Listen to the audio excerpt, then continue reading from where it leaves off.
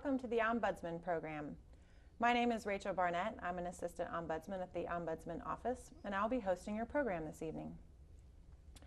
Tonight's program, Reclaiming Dayton and Montgomery County, will focus on the REAP, lot links, and land bank programs. State law allows for local government entities to come up with land reutilization programs to put tax delinquent properties back into productive use. And these are three programs that the City of Dayton and Montgomery County have put together. The City of Dayton and Montgomery County have been working together, as long as also with local entities, to try and put our properties back into productive use. And so tonight's show, I'm hoping that the viewers will learn about these programs and also have an idea of how they have impacted the reutilization of otherwise vacant and abandoned properties in our community. As always, this is a call-in program, so viewers, I do encourage you to call in with all of your questions. And tonight, my guest is Aaron Sorrell, Director of Planning and Community Development. We're going to have another guest, Paul Robinson, but he was unable to make it tonight. So Aaron, it will just be you. All right. So I hope you're ready. And thank you so much for being here. Oh, thanks for inviting me. All right. So let's start with a little bit of background. What is the state of the housing market in Dayton and Montgomery County? Well, we're certainly seeing positive signs that the market is rebounding. As everybody is well aware, the housing market, both locally and nationwide, really crashed about 5 years ago.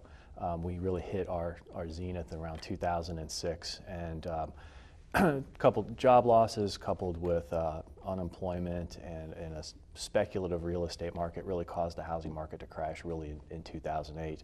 And we've seen, at that moment we had record numbers of foreclosures, often driven by the subprime lending industry. But since then, especially probably the last 2 years, we've started to see positive signs of as far as mortgage foreclosure filings being reduced, okay. Price escalation. So we're starting to see signs of a rebound in both locally and then nationally. Great. So why would you say, or what is the role of land reutilization programs for our county and for Dayton? So the idea behind a land reutilization program is to take non-productive, tax delinquent land and get it into the hands of those individuals who want to turn the property back into productive use and ultimately get it back onto the tax rolls, benefiting libraries, schools, local police districts, et cetera. It's been around for about 20 years. It's been the Real Estate Acquisition Program, or REAP, has been really in the legislature or on the books for about 20 years. And the city and the county have used it dating back to the 90s. After the real estate market crashed in 2006, there was an obvious need to retool the state law, and so Cleveland and a couple other cities really pushed, and then also our treasurer, Carolyn Rice, really pushed to have the state legislature update our abilities, local government's abilities to essentially get back this tax delinquent, vacant, abandoned property and back into productive use. Okay, so REAP has been around for about 20 or so years. When did lot links and perhaps the land bank, when were those programs instituted? So the city began to push what we call lot links about 5 years ago, fairly quietly, but we did do some advertising, and we're going to really push it beginning in 2013. And the idea was, as we saw the number of vacant properties increase, especially the number of properties that the city of Dayton was mowing that we didn't own, that really skyrocketed. And frankly, that money could be better spent upgrading our parks or public safety facilities, things of that nature, but instead we're mowing other people's properties that they've abandoned. So Lot Links was designed to take those homeowners or property owners who want that vacant lot that's next to them, which is tax delinquent, and essentially foreclose on it and get the property into a responsible party's hands. The land bank came about I will get the dates somewhat wrong, but Cuyahoga County was authorized to begin a land bank program in 2009.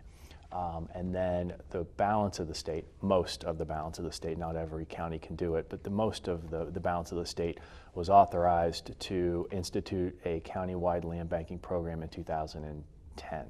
Okay. And that's really when ours started. Okay. That's when the groundwork for starting the counties began in 2010. Okay. What do you see as the areas of greatest need for land utilization in our county?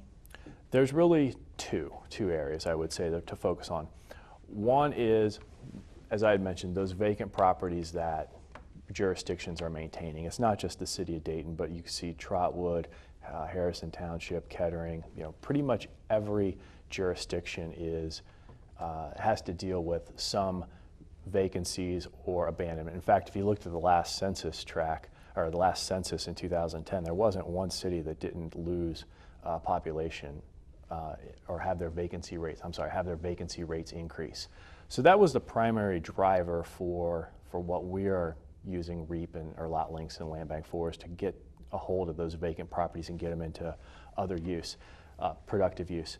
The other is to be able to get properties that people have just walked away from. So you saw the signs on telephone poles, the "We Buy Ugly Houses," or the various, I call them property hoarders, who are just picking up property for pennies on the dollar, holding on to it, not paying property taxes, not maintaining it, basically playing the speculative market. So, which is fine if you're playing the stock market and it doesn't really impact your neighbor. But when you're playing a speculative game with real estate, you impact the neighbors, the people across the street, and really the community as a whole. So that was really the driver for setting up the land bank idea, so you can initiate that delinquent tax foreclosure. It skips the sheriff's sale. It goes straight to a local government or nonprofit, and so it really bypasses that whole speculative angle, which really destroys neighborhoods. Okay. How do you know that a person who's using these programs is a responsible homeowner or will be a responsible property owner? Are there criteria or something that you look at? We do.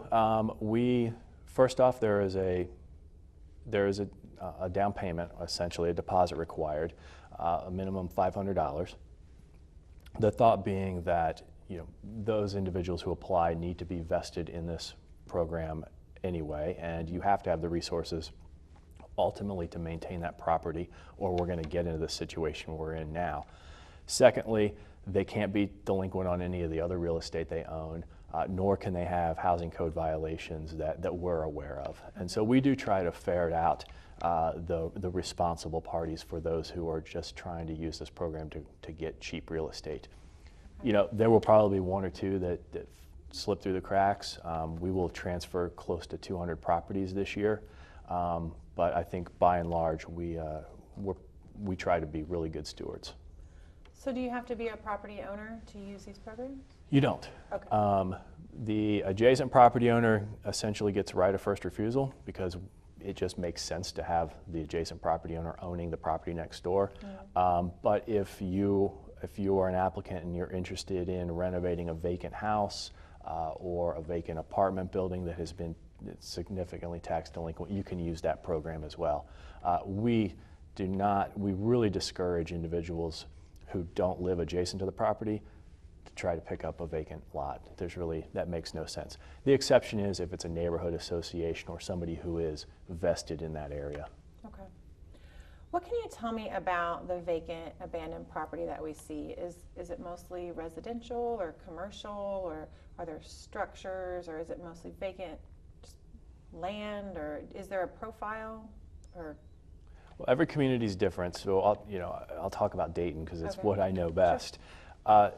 The vast majority of the vacant land is residential, but that's also the vast majority of our structures, right. our residential structures. At last count, we had about 15,000 vacant units.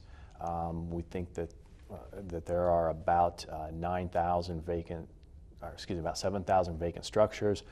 Last year, I believe we mowed about 6,000 lots the city didn't own. So it's a big issue. Yeah. And this is really the only tool that's out there to try to grapple with that. Most of the properties that we see are vacant are because either the individual has just abandoned it, the parent owned it and died and left it to the kids. The kids don't want it. We saw a significant number of individuals get caught up in the subprime lending debacle, which then they lost their home to foreclosure. And what has happened and is when the bank forecloses on it, if they realize that the property is not valued near what is owed on it, the banks are walking away. So the individual thought they were losing the house. The foreclosure process started. They moved somewhere else. The bank then dismissed the foreclosure, and now nobody owns this property. And that's a significant issue. Those are mostly buildings with structure, lots with structures on it, but it's becoming an issue for us. Okay. Do you guys work with the banks then? We do. We have a staff member, John Carter, who he's got a vast database of contacts both in the lending world and then also the property management world. And when we can get those issues addressed through those channels, we certainly try to. It saves everybody time and money. But this is really, I would say this is sort of the program of last resort. By the time it gets to us and where it's eligible for this program, you basically have 2 years of tax delinquencies. The property's been vacant. These are truly abandoned properties. Okay. So then could you speak to maybe what portion of vacant, abandoned, or tax delinquent property would be eligible for the Lot Links program? Is it that all properties would, or is there some kind of criteria? For the Lot Link, well, for really all of these programs, they have to be tax delinquent. So that means that they have missed essentially at least 2 cycles of real estate tax payments. We impose a 2-year rule because what we don't want to do is accidentally catch that family who missed a payment or because of job loss have missed 2 payments, or stuff happens. Our thought is if they have missed at least 2 payments, 2 years worth of delinquencies, they have really walked away from this property. Secondly, it has to be vacant. We do not initiate or ask the treasurer's office, because it's really the county treasurer who initiates the foreclosure, but we don't request any foreclosures on property that is occupied, nor property that is actively for sale. So if a business is trying to sell a building or somebody has a house marketed, we don't, we pull that property out of the program. So we really do want to catch just truly the abandoned property. Okay. Well, I feel like we're kind of talking about all the programs at once. So Okay. We'll go ahead and we'll talk a little bit about REAP and then a little bit more about Lot Links and then hopefully end with the land bank. So first off, can you describe for our viewers what REAP is and how the process is used to put properties back into tax generating status? Sure. REAP stands for Real Estate Acquisition Program. It is a program by which the city or any local government, townships can initiate as well.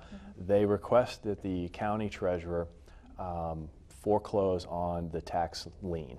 So every time a property, really the property taxes aren't paid, you essentially have a lien that the treasurer owns. So we ask that the county treasurer foreclose on that property, or that property tax lien. It then goes through a normal tax foreclosure, or really a normal foreclosure process, and ultimately it then is adjudicated and sold at the sheriff's sale. It is offered at least twice. If nobody bids on it, then there is a third, sort of a phantom third sale, of which the government who initiates it, in this case the city of Dayton, it is deemed to be the highest bidder, and the property is transferred to the city. We then in turn transfer it to whomever applied, and we transfer it at cost plus a minor administrative fee. It's a long process. Is it a judicial foreclosure? It can take upwards of 24 months depending on the case backlog. that is at the prosecutor's office or in common police court. So it is not a program for which a developer would need property quickly. It is a program designed for the patient, and which is really why it benefits those side yard expansions. Okay. Now for the REAP program, what would qualify a property to be considered for REAP? Essentially, if time is on your side, if it is 2 years tax delinquent, if you can verify that it is in fact vacant, that is a good candidate for the REAP program. Especially those properties that you have been maintaining, because you'll notice in some cases that folks have expanded their fence because that person or that lot's been vacant for 10 years or so. Mm-hmm. They don't technically own it, but they've been maintaining it. That's a great candidate. Okay. Who is eligible to use REAP to initiate tax foreclosures? It sounds like developers as well as perhaps neighbors. I mean, yeah, we've worked with individual property owners who want the side yard. We've worked with real estate developers who are interested in acquiring property for larger projects and are patient. We, the city, have initiated for ourselves for future development opportunities. Neighborhood associations have acquired property for community gardens. okay. You really, as an individual, have two options. You can go through the local jurisdiction, or you can go directly to the county prosecutor and initiate it yourself through the county prosecutor's office. Okay. Do you maybe want to walk us through an example of the REAP program, maybe a property that you might have in mind, or something to kind of give us an idea of what maybe someone could expect if they were to use the program? Sure. So if there's a vacant property next to you, you can go online to mcrealestate.org Okay. and type in the address or the parcel number if you know it. Most people don't. So you can type in by the address, and you can find out on that website whether or not the property is tax delinquent or has been in arrears. And there's a schedule of when the last time they actually paid their property taxes. If it's more than 2 years in arrears, then it's an eligible property. And so you would contact our office at 333-3670. Paula Powers is the person who coordinates the program. And really, we hold your hand through the entire step. So you fill out an application, you tell us what you want to do with the property, you give us the $500 deposit. We then bundle a series of properties and then present them to the City Commission, because the City Commission has to authorize or request directly the county treasurer to foreclose on the properties. So it not only requests that the county foreclose on the property, the treasurer, and then also lays out what we're going to do with the property, so that we've already sort of tied all the legal issues in a nice bow. The treasurer will then initiate the tax foreclosure. It will work itself through the legal system. It will be assuming nobody paid the taxes. So there are a couple what ifs. Okay. If the individual, because they will be served a notice of foreclosure, they can pay their taxes, they can get on a payment plan, or they can sell the property, that pretty much disqualifies it. Okay. If none of that happens, and most of the time none of that happens by the time we get to it, it will then be adjudicated, ordered for sale by the sheriff. So the court will order the sheriff to sell the property at public auction. It is offered for sale at the basement of the county building. It really is almost like a sale at the county courthouse. They auction it off. If nobody bids 2 consecutive sales, then it is deemed to be transferred to the city. Okay. Now you did mention that often, I guess what I want to ask you is, how often is one of these REAPs initiated, and then how often is it successful? Do you have a sense of maybe a proportion or a number of how many have gone through successfully? We have in our database roughly 700 that are in process or have gone through. So the 200 that we are transferring this year have gone through the process. Ballpark guess is it's successful about 90% of the time. Okay. When it's not successful, it's because the individual, either the property owner is in bankruptcy, and we don't know that until the county prosecutor office does a title search. So there are a few unknowns, bankruptcy being typically the one reason that it gets kicked out. Okay. So it sounds like the costs are mostly the administrative costs of running the program, but what are the costs involved to acquire the property? I heard a $500 deposit, but are there additional costs? So the city charges a $135 administrative fee. Okay. That will probably likely go up in 2013. That really covers our recording costs, some of our basic costs. The real cost is at the court side of the equation. So it is the cost of filing the court action. It's the cost of publishing and basically notifying all of the those who have an interest in the property. So that could be the heirs of the individual if they're deceased. It could be any creditors that have tied a lien to the property. So depending on if there are lots of people to notify, then the cost goes up. If there are only a handful of individuals that have to be served notice, then the cost is pretty low. What we tell people is that on average, it'll be around $1,800 to $2,000, but it can be higher. It really depends on how complex the title is for that property, and one that is just a mess will be more expensive. On the upside, though, when it goes through the process and is sold at sheriff's sale or it gets transferred to us, you essentially have a clean title. Okay. So all liens have been wiped away, and all of the mess that property was in is now fixed. So you have a marketable title moving forward. Okay, I was going to ask about the title. So the title does get cleared. It does. What about the taxes? The taxes are also cleared. So all those back taxes are extinguished, and then you are only responsible moving forward from the day you get it forward. What happens if, we have a caller, so let's go ahead and take a break to listen in for our call. So caller, you're on the air. Please let us know your question.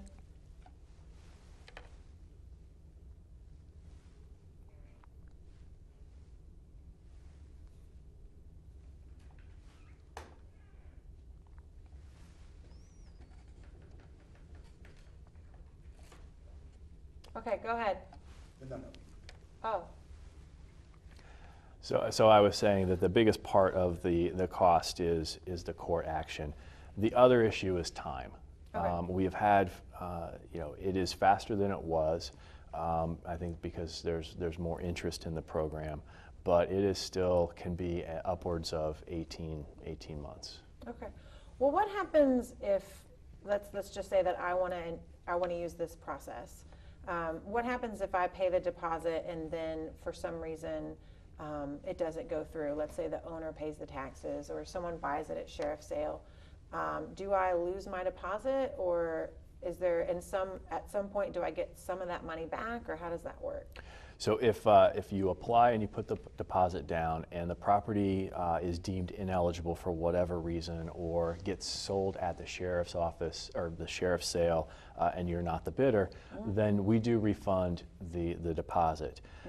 If you back out though and just decide you don't want the property, then you forfeit that deposit, because once the city initiates this action, we end up with the property and then all of the costs that come with that. Okay, I wondered about that. Since it is the municipality that's starting the tax foreclosure, if someone were to start that and then back out, then the property would fall to the city? Yes.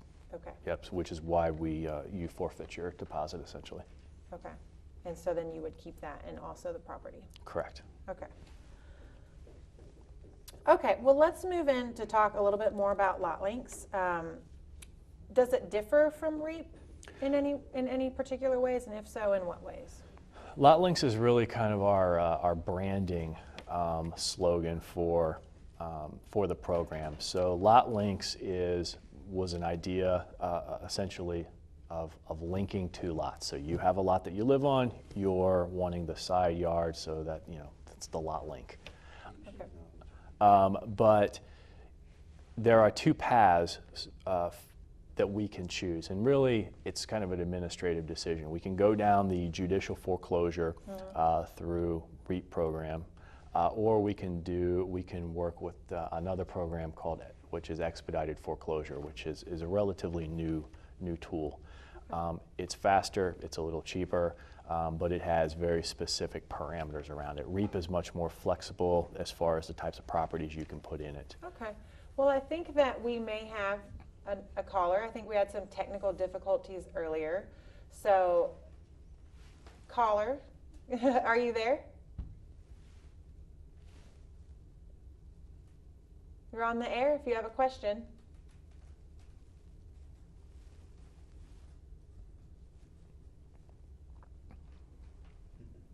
Okay. Sorry, apparently the lines aren't working, so unfortunately, caller, we can't hear you, but hopefully we'll cover your questions in our discussion. So I did have some questions then about, you were talking about the REAP. It sounds like there's an expedited process. So let's talk a little bit more about what that expedited process is. Sure. So the expedited process really goes hand in hand with the county land bank. Okay. And when the land bank legislation was put forward in 2009, they recognized that the current process, really via the sheriff sale, was leading to a lot of real estate speculation. So you would have individuals at the sale buying just random property and then trying to resell it for inflated prices. So as part of, I guess, sharpening the tools in our toolbox, it was determined that there needed to be a faster mechanism and one that eliminates the speculation side of the real estate, of dealing with foreclosed and abandoned properties. Okay. So the expedited foreclosure is not a judicial foreclosure. It instead uses the revision, and so it acts like a judicial foreclosure. The title searches are done, the notification to the property owner is done. The difference is it is adjudicated by the members of the Board of Revisions, and then it is ordered directly, assuming that it is adjudicated and they're found to be abandoned and so on. It is then directly transferred to the municipality or the nonprofit that initiates or who requests the foreclosure, and skips the sheriff's sale process entirely. So it completely eliminates that speculative angle that was causing, and continues to some extent cause problems. Okay.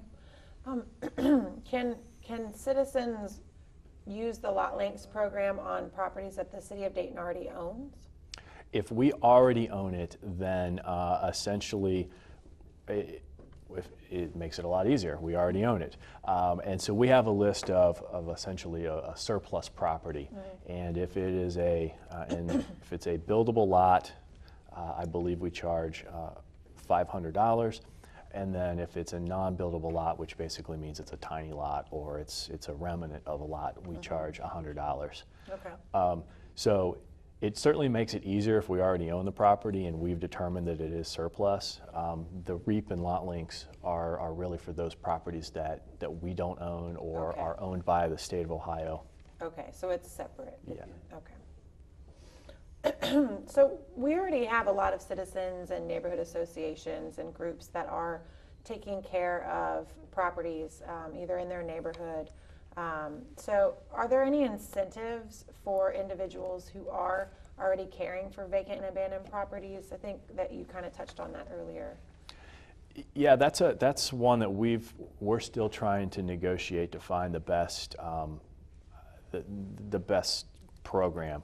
Right now, we offer a 20% discount off the costs. So if it's a $1,000 foreclosure, we charge the individual $800. And they have to show to us, which is relatively easy, but they have to show that they've been maintaining the property. And really what that is we go over through the list that Public Works Department has to make sure that we haven't been maintaining it. So, it's a balance because we end up paying for these properties, so we don't have unlimited funds, and we still want people to be vested, but we completely understand that if you've been maintaining this property for the past 5, 10, 15 years, you should be given a break here. Sure, yeah. I feel like we did talk about some of the risks involved in using lot links and REAP to acquire property, but do you have any suggestions for what citizens or developers or anyone who may want to acquire these properties, what they should think about in advance before selecting properties to go through these programs? Well, if it's a vacant lot and it's next to you, I guess the question is, do you want it or do you want your neighbor to have it? And so it depends on your relationship with your neighbor. We are bringing on a survey company to help do replats. So if you and your neighbor want to split the lot, we'll provide that as a service. That's really the biggest issue when it comes to vacant property next to you is, do you want to mow it or do you want your neighbor to mow it, or do you want to expand your yard? Do you have a use for it? When it comes to vacant properties or those properties with structures and you're looking to renovate, there are two things. One, the time that it takes, which means that this property is going to be in worse condition when you receive it than it is now, because at the most the city is boarding the property, and we can't, because we don't own it, you can't go in and we're not going to condone you going in and making any repairs or of that nature, because essentially you're trespassing on that property. Right. So you couldn't get an inspection, for example. You couldn't see the... We can't provide you that. Certainly if you venture in there on your own, that happens. So there's the unknowns, because you aren't getting an inspection, you don't know the condition of the property, and so that's the biggest wild card factor is the property in as good a shape as you think it is from the curb. Okay. We did have a caller call in with a question. Unfortunately, the phone lines aren't working, so I'm just going to ask you the question, Aaron. So one of our viewers wanted to know if nonprofits can acquire properties through using REAP or lot links, and if so, do nonprofits pay taxes on their properties, or are they tax exempt? The first answer is yes. Nonprofits can go through this process to acquire properties. The second, it depends on what they're using the property for.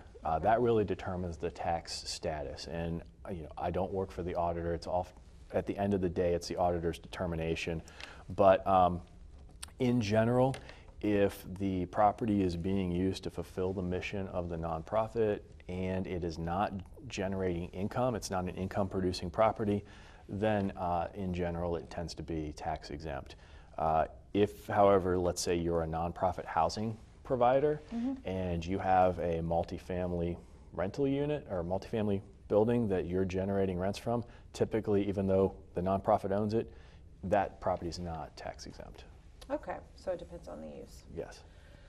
Do you have any examples maybe that you could share of properties that have gone successfully through the Lot Links program, since that's probably what you're most familiar with, maybe to give our viewers a sense of how these properties are being put back into productive use? Sure. There are a number of properties that have gone through that the individual has been mowing for years and they wanted to gain control of it.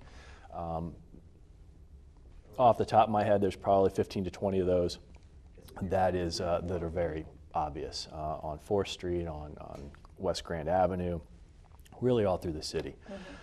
If you're familiar with where the GDRC, the Greater Dayton Recreation Center, is off of West 3rd Street, there is a housing development that is under construction there.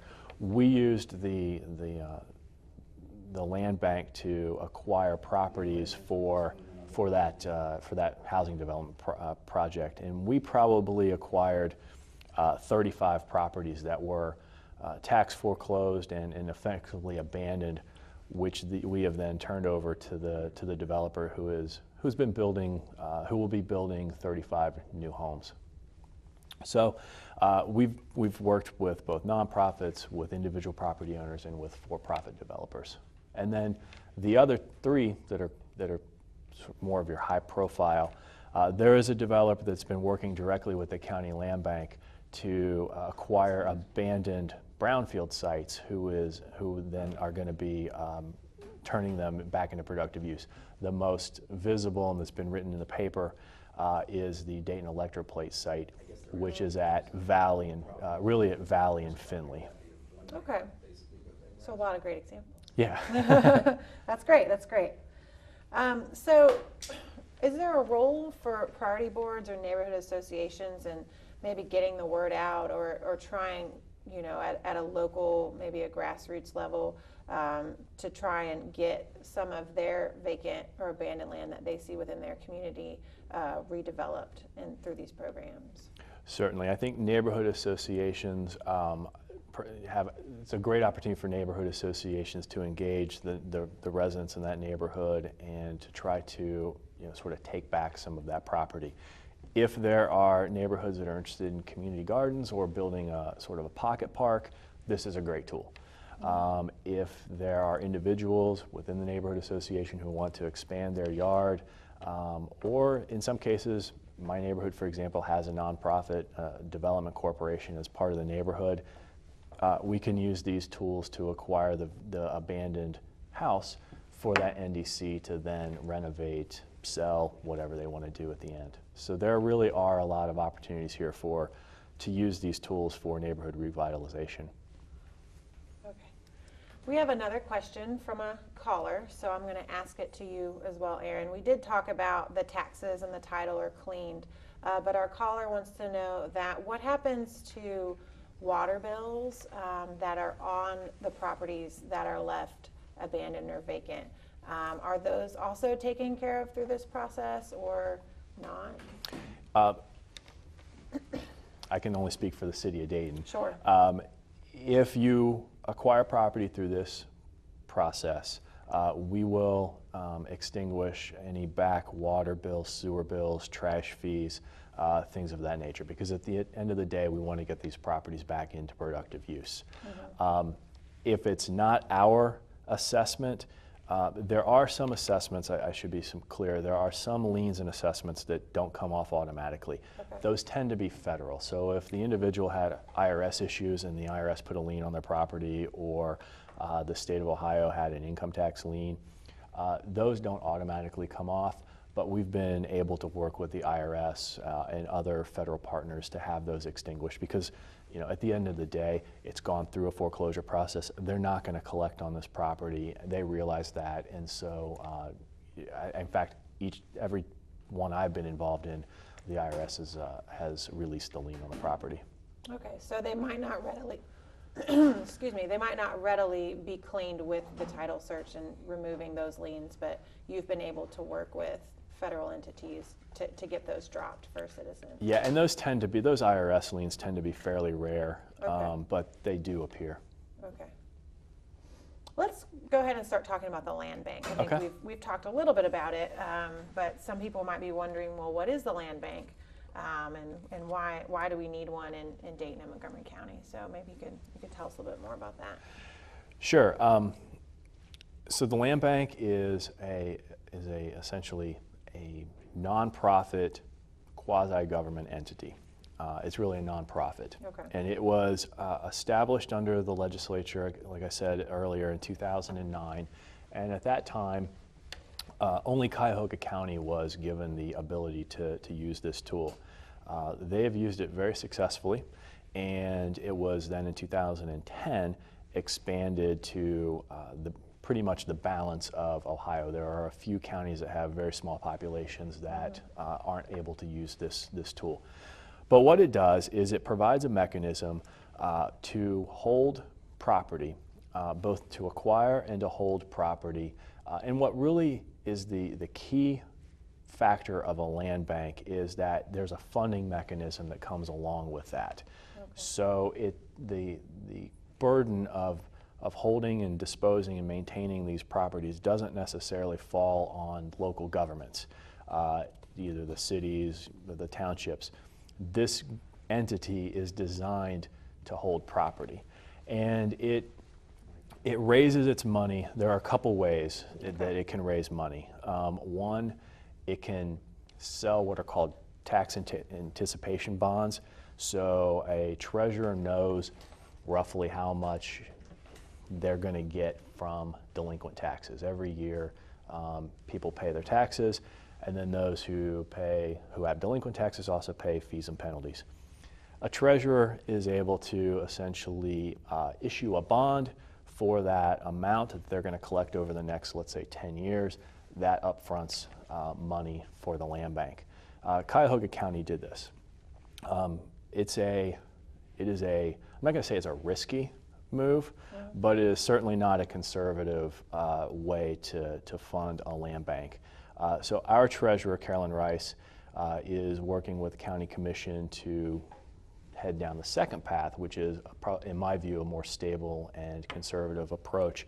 And that's raising what's called DTAC, which is the delinquent tax and assessment.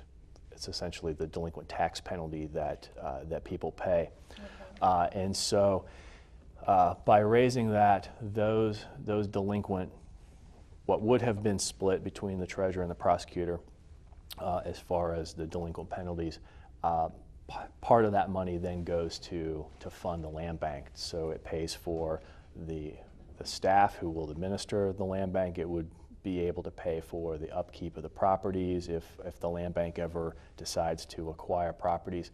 Right now in Montgomery County, what we're using the land bank for is essentially, it's a pass-through. So again, we work hand in hand with the county treasurer's office.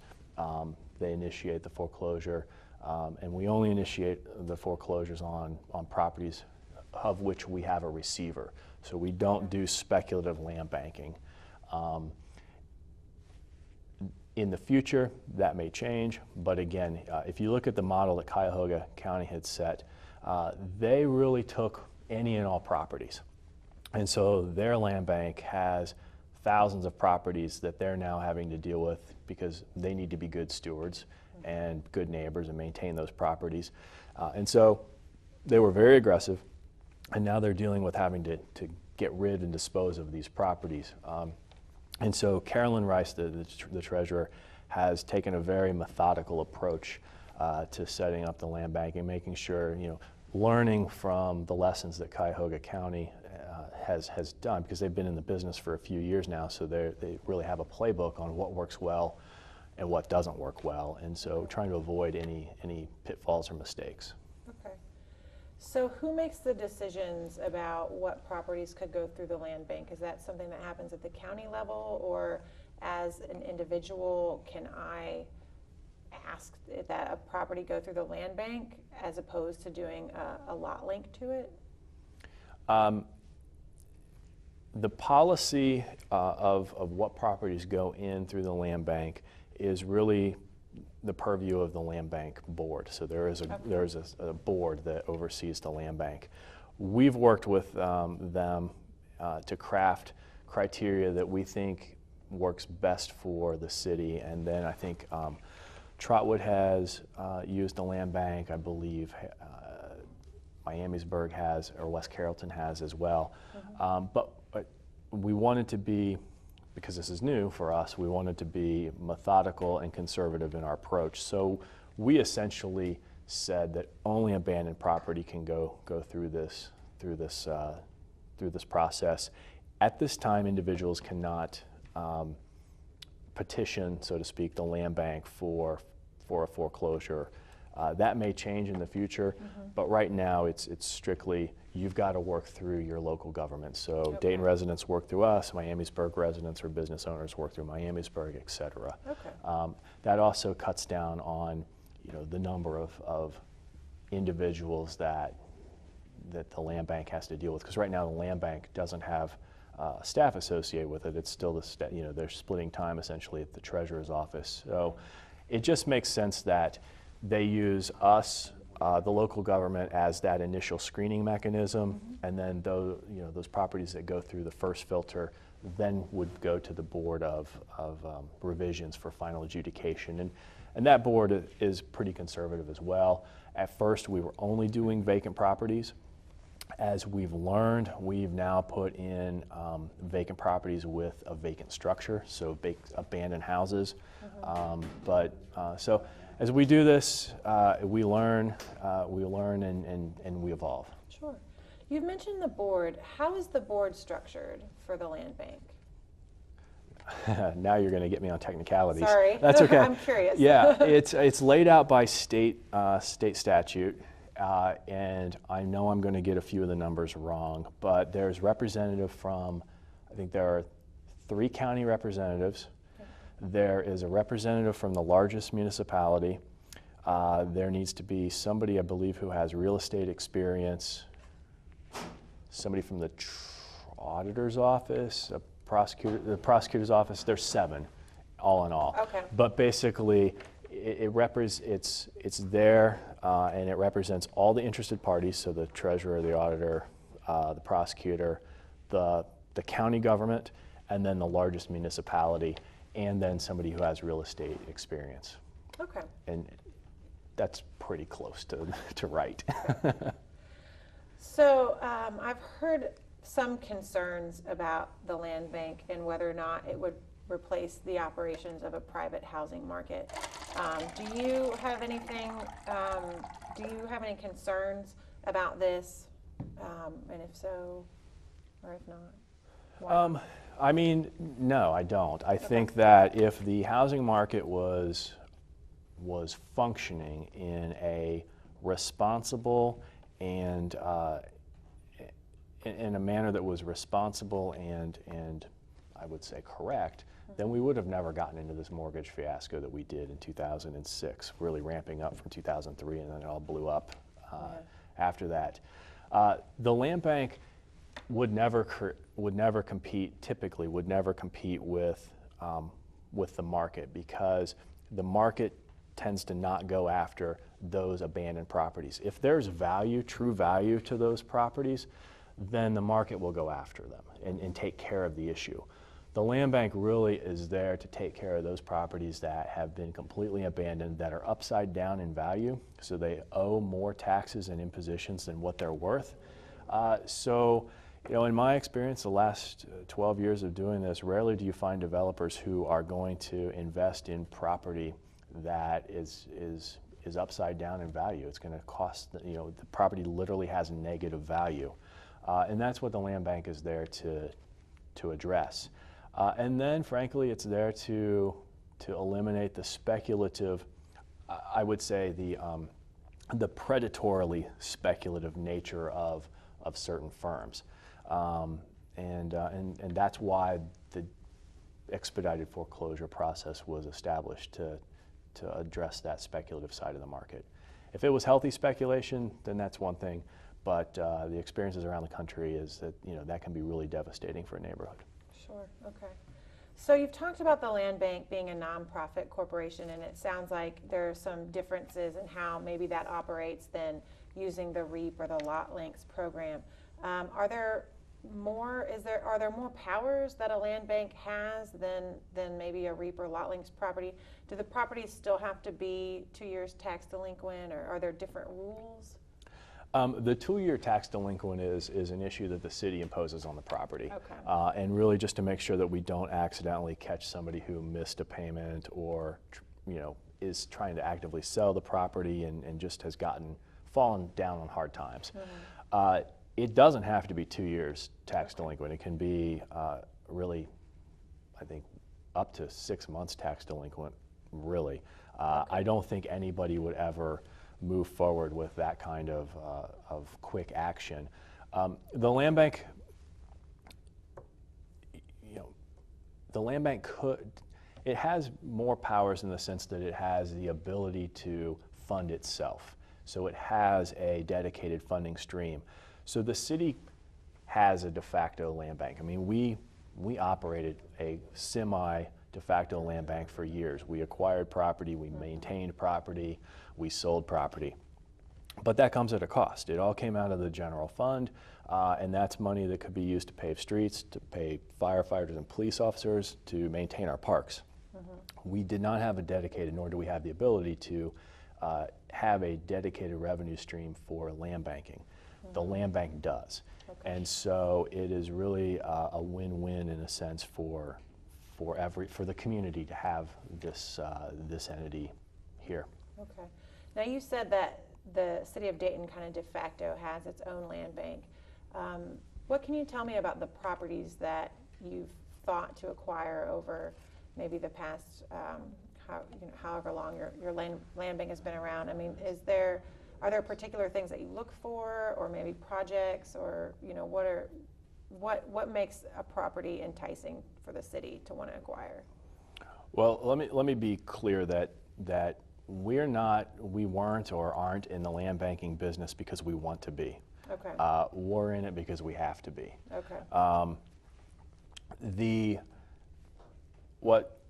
The reason we would acquire property, there's a couple reasons. One, we could be planning for a future project, be it housing or transportation or park, and so we would passively acquire property through the tax foreclosure process because we knew in 5, 10 or so years that there's going to be a project here. We have done that a few times. I would say that is not the main reason we acquire property. The other reason, and most common reason, is we don't have a choice. There are times where through a court action, especially the settlements of an estate, where the property is basically transferred to the city without our knowledge. It is ordered, the property is transferred because somebody has to own property. It's either owned by an individual, a corporation, or the state being also the local government. Right. And so we have found ourselves to be owning this property because nobody else would. And so that happens quite a bit, more than we like it to. Okay. And then also, we've been mowing it. We know that there's the opportunity for an individual homeowner's expressed interest, and so we would go and acquire that property and then subsequently transfer it to the individual. Okay. We're running out of time, so I'm going to ask you hopefully a couple more questions.